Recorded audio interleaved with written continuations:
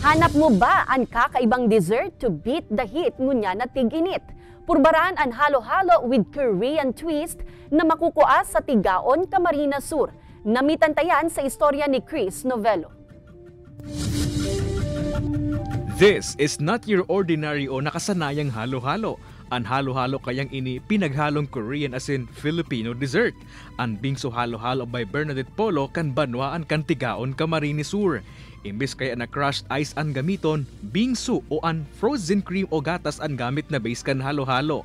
Resulta subot ini kan obsession ni Bernadette sa mga kakaibang pagkakankayaan sa iyang produkto, naging halo-halo with a twist. Actually kasi mahilig ako sa halo-halo na di ko pa natatanaan. Pwede mo siyang haluan pa ng ibang kadakol na mga nata di coco, itong the usual na hinahalo sa halo-halo. Pwede mo pang i-mix it. Ang base kan halo-halo ni Bernadette, siya mismo ang nagigibo sa paagikan pagluto kan cream o gatas.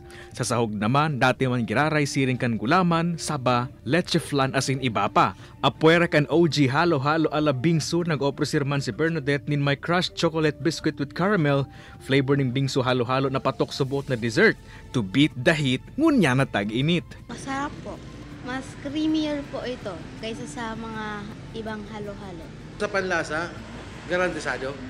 Ano sir, talagang yaon ang tunay na lasa kang panlaban sa tag-init. Nagkakawat ang presyo kay ini sa 98 pesos per order. Asin hulit talabi ang init kan panahon sa ngunyan, talagang patok ang halo-halo with a twist na ini.